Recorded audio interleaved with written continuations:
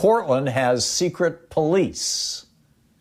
Coming to a town near you? Check this out. Leave your comments, ding the bells, share it with your friends, and subscribe to our channel. And Senator Jeff Merkley, who was on this show earlier this week, condemning the secret police, the federal police who are not being identified, don't have, well, we'll get into that in just a second. But anyhow, he just tweeted, literally, just minutes ago, 31 minutes ago, at Trump, at Real Donald Trump, get your DHS lackeys and uninvited paramilitary actions out of my state.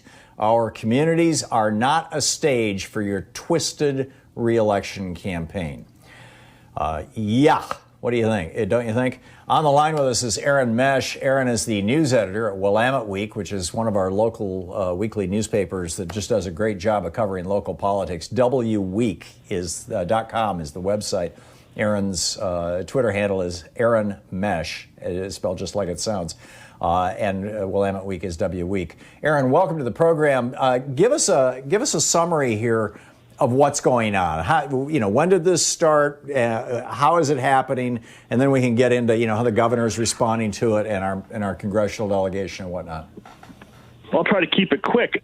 My understanding is this started on June 26th when the president issued an executive order protecting federal monuments and buildings. It's a response, in short, as you recall, he had this doomy speech at Mount Rushmore, and part of that was this concept that somehow leftists were desecrating all of our nation's sacred history. Well, the practical result of that order was that DHS, the Homeland Security, and other federal officers were deployed into several cities that the president decided, along with Homeland Security and its acting director, Chad Wolf, decided these cities were particular security risks.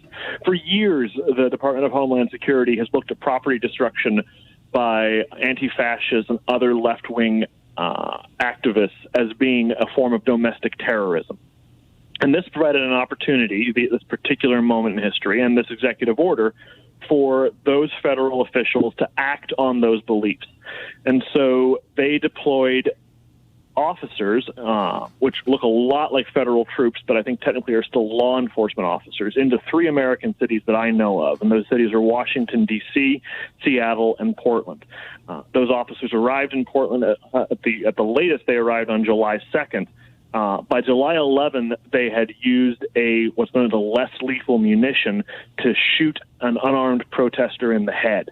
He went to the hospital and had facial reconstructive surgery. That gets us more or less up to date, although the director of Homeland Security also flew into Portland yesterday to show off the degree to which they are cracking down on demonstrations in this city. Yeah, and last night they kidnapped this. Drive-by kidnapping of what's his name? I don't have it right here in front of me. I'm sorry, but so you're talking about the unmarked vehicles. Yeah, That's Mr. Pettibone. Night, to be clear, Tom, but that happened like 4 or 5 days ago. It was broken by OPB last night. Oregon Public Broadcasting broke the story. So for several days, it appears that federal agents have been arresting protesters using unmarked vans. In other words, vehicles that look like an Amazon delivery van or just your mom's minivan.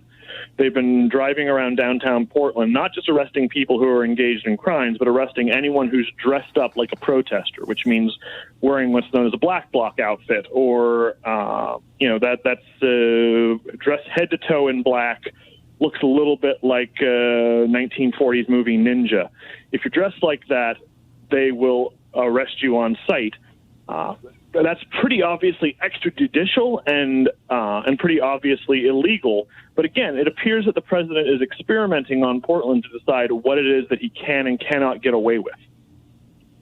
Yeah, this is coming to Detroit and Chicago and Minneapolis and Miami, and if he goes federal with this, where his private police force are now the supreme police of the land, you have just created the SS. It does look a lot like fascism, Tom. Yeah, I can't argue with that. Yeah. So we're talking with Aaron Mesh, the news editor at Willamette Week, wweek.com. Aaron, I don't know if you interviewed or somebody for the paper interviewed Governor Kate Brown, the governor of our state, and we've talked with both Senators Wyden and both of our senators right here on this program, and Merkley, excuse me. And what does the governor have to say about this? The governor says that this is a election year ploy or a stunt by the president. And I don't think that she's wrong about that, by the way. She points to the fact that as the president has issued this executive order and deployed these officers into Portland and a couple of other cities, that he is essentially trying to leverage the left-wing activists of Portland and a crackdown on them into gaining law and order cred or looking like a tough guy to undecided voters. As you know, he's down by 9 to 11 points in the polls to Joe Biden. And one of the few things he's identified as a potentially winning issue for him is the idea that there are these extremist, violent cities that are run by liberals. And that if he can show that he's bringing law and order to those cities, it might boost him with A, his base, and B, with undecided voters. So the governor issued a statement yesterday saying that the president is trying to win votes in Iowa and Ohio by invading Oregon. And I don't think that's an inaccurate assessment. I think that's an accurate portrayal of what's currently happening, is that there is what might be an unconstitutional practice taking place in the streets of Portland in an effort to win over soccer moms in Minnesota. Our mayor, Ted Wheeler, has objected to this. Several members of our city council have spoken out loudly. What are they all saying, and what power might either the city officials, who are barred by city policy from using these munitions that, you know, as you pointed out, the federal officers shot this young man in the face, and he's, skull fracture and fractured bones in his face. What authority does the state or the local government have to do anything about this? I mean, I don't think they have much other than moral leverage, right? Like the president has not yet pulled in the 1807. Is it the Insurgency Act? What is the Insurrection? I think it's the Insurrection Act. Yeah, I think he's on the verge of. I think he's on the verge of doing so. He does in fact have the right to send in federal troops.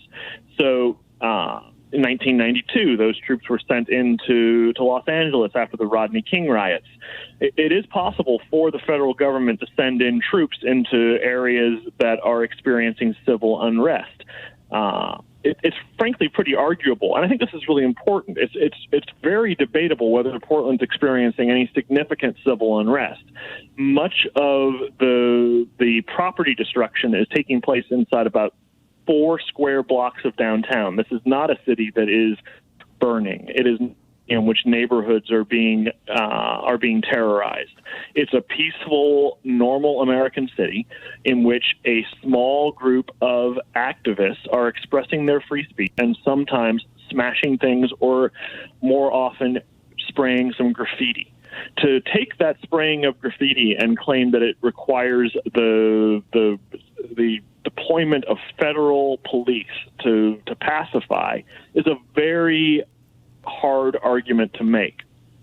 So he does have that authority. The main thing that Governor Brown and the Portland mayor can do is continue to remind people that he's responding with an AK-47 to an anthill.